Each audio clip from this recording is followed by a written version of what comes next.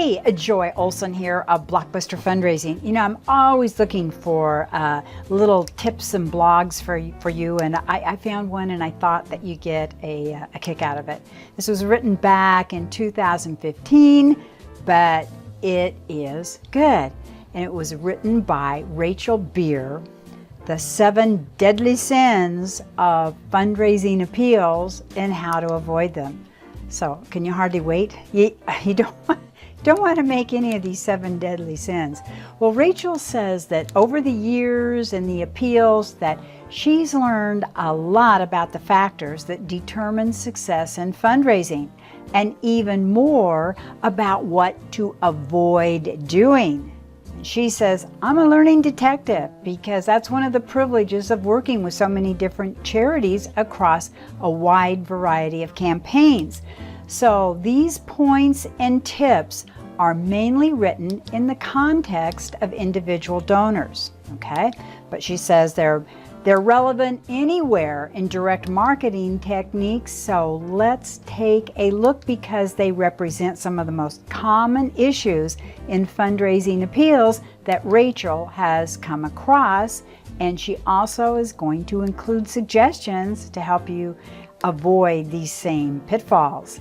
And she hopes that some of these insights and suggestions are useful and you're going to want to test or prove or disprove them for yourself.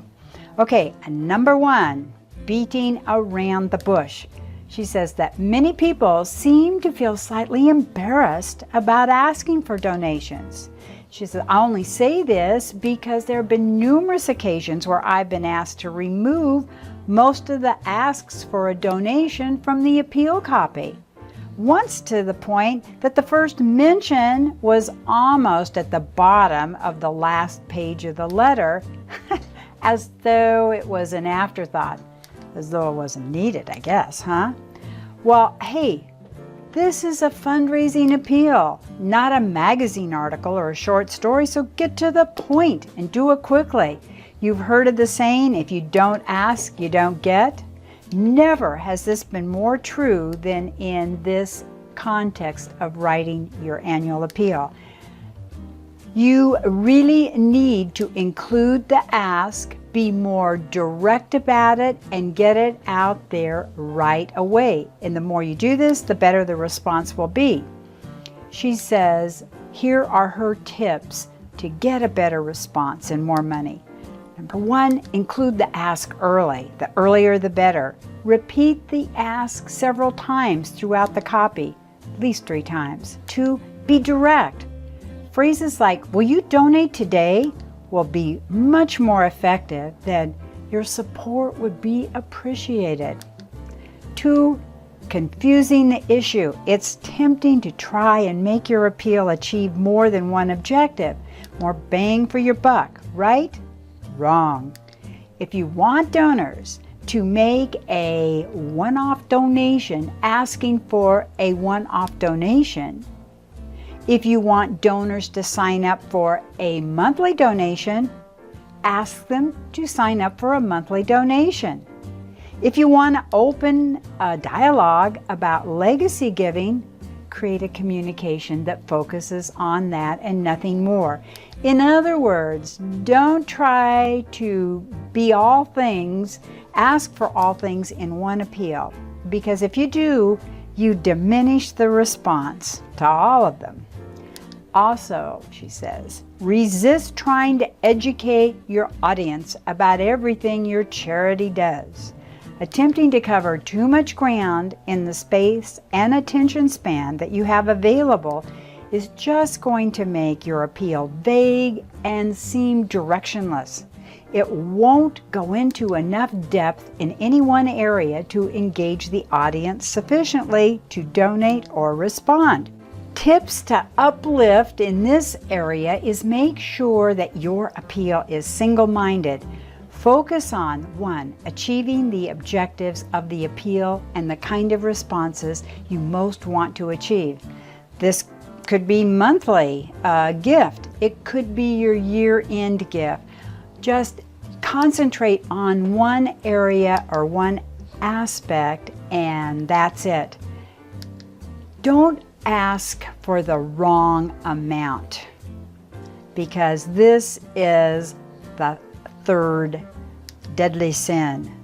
This is a surprisingly common mistake, and one that affects the funds you raise enormously, particularly if you get it wrong on donor appeals and if you have a large donor base. I am a perfect example of this. Last week, I got this letter from a national organization that I have supported just in the last 6 months, sent them a really generous gift from me, for me, because it was in honor of someone, and I felt very generous and very sincere about this gift in honor of.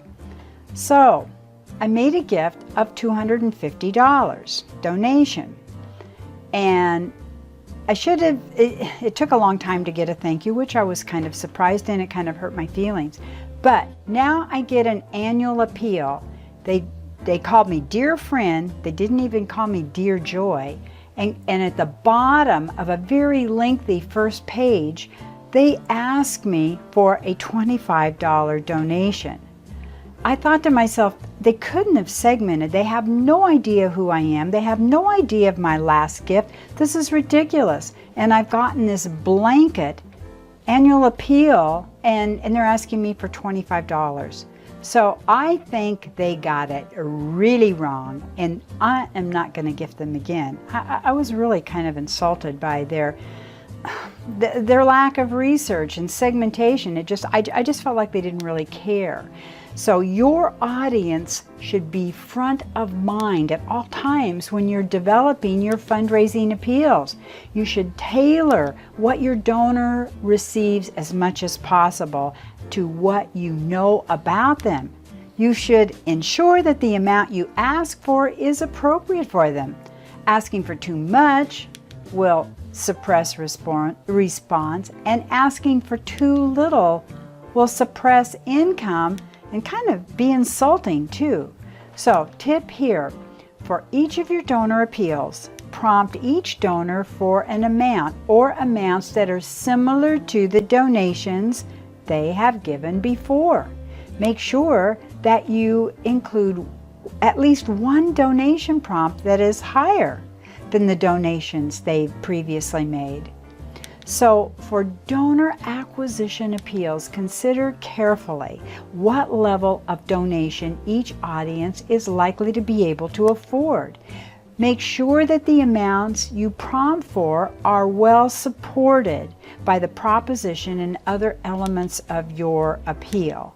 And always suggest at least one donation amount in your letter, and support this by explaining what difference, what impact this gift would make. So it's, I think it's very important. And if you suspect, if your last gift it was $250 and they did it for a very particular reason, I would really segment these donors and say, your last gift was so generous, this was the impact of that gift, and you know what? If you would consider giving 10% more or 20% more, we could emulate, we could do this again. Okay, now, Rachel says, fourth deadly sin that a fundraiser can make is style over substance. But I could probably do that because I love my themes. She says, we all like creative ideas and good design, and it's exciting to innovate. But it's important to be able to separate the things that excite us from the ones that will drive donations. So witty lines and clever concepts seldom pull harder than a good fundraising proposition. Emotive testimonials and strong, tangible asks and making your fundraising appeal look pretty, cool, or slick don't usually uplift response. In fact, in split tests that Rachel has done, something more plain, functional, and straightforward will often outperform something that is beautifully art directed or conceptual. That's really interesting. She says, I'm not recommending making your appeals look terrible and sound dry, just to be judicious about your design, layout, format, and messaging, ensuring you focus on what really matters.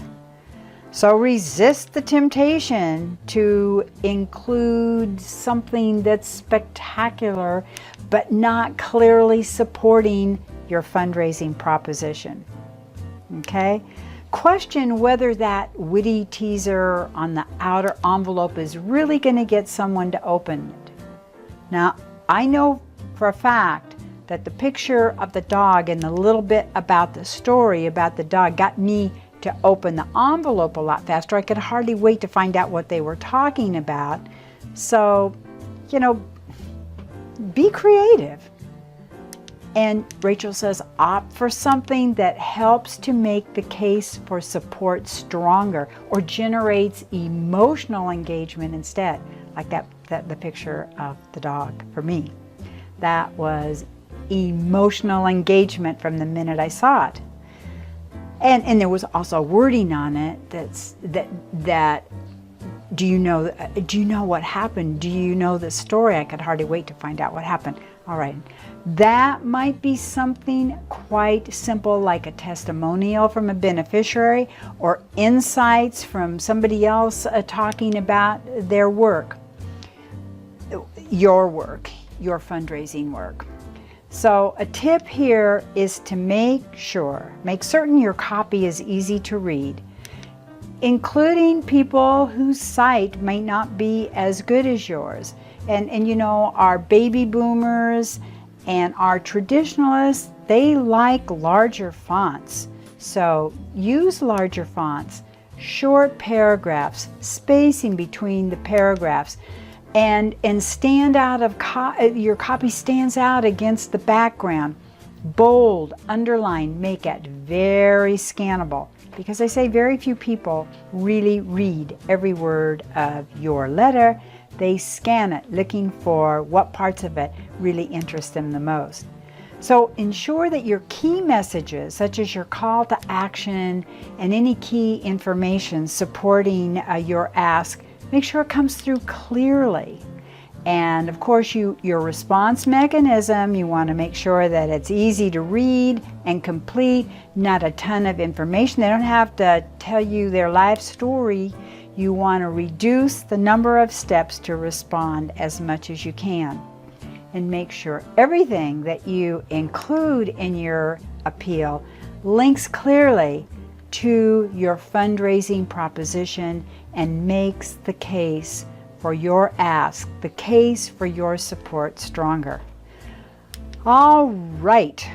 Well, the fifth mistake, deadly sin actually, that you could make that I'm sure you're not going to make now, is making false economies. Rachel says a strong appeal requires certain elements, and foregoing these to save money can curtail the amount it will raise. However well-meaning, that's not in the best interest of your charity. Minimizing what it costs to produce your appeals is important, and when you know everything is working hard, this can increase your return on investment. However, the budget for your appeal should be an informed investment, designed to generate as much net income as possible. So invest wisely to generate the best return. And beware making small savings on the cost of your appeals that can drive response and will drive response and income down. Even if your mail house thinks that they're doing you a favor by suggesting a cutback. I mean, if you reduce the number of elements in a direct mail pack, leaving you insufficient space to make the case for support, or if you spend money on a display advertising campaign, you can really lose donations. You may be saving money, but the income you lose is likely to be several times greater. So don't try to cut back too much. The key is to be open-minded about spending more on testing to find out where you should spend your money, where your best returns are. Prove to yourself where your best returns are. So be prepared to use the budget you have for each appeal. Don't try to save money now, because and hopefully you left some money in there to test your different pieces of mail, what's working, and just keep working it. And if you feel strongly and have good reason to believe that spending more on a particular part of your campaign is going to make a difference, well, then do it, but test it. Establish whether it's worth investing in again. All right. Deadly sin number 6 would be, Rachel says, poor attention to detail. She says this may seem trivial, but it's crucial, because you want your audience in every single appeal that you send out to be fully engaged with your ask and considering how much they'll give, not distracted by poor punctuation, grammar, and spelling mistakes. It's also about getting small but important details right, such as the recipient's name and salutation. Getting this wrong or calling him dear friend can annoy people and really turn them off. She says there are other little gremlins to look out for too, which she sees often when she's reviewing appeals. This includes the ask amounts being inconsistent across the elements. She says often between letters and different response forms of your direct mail appeal, your inserts, there can be not consistency. Response forms missing asks all together, or missing a place to indicate the value of the donation or other. So just be careful, because the devil is in the details. And putting a strong fundraising appeal together is all about getting as many of the details right as humanly possible. I know that I use my husband, who is an attorney, to really double proofread my appeal. And it's amazing how his eyeballs see every little mistake. I love it.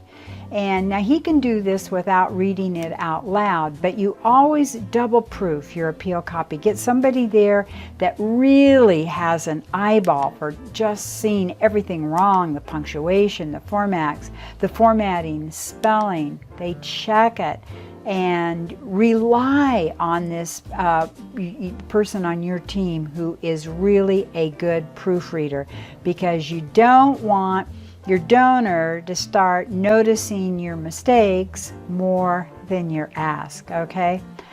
And last but not least, on 7 deadly mistakes is failing to test and learn. Because if you're not testing your copy, if you're not looking back at 2016 and 2015 to figure out what worked and what didn't work, you're really doing yourself a huge disservice. So just, Rachel says, don't take her word for it. Don't take anybody else's word for it. Look at your own testing, your own fundraising results. You know, if you do that, you are going to see what works with your donors and what doesn't.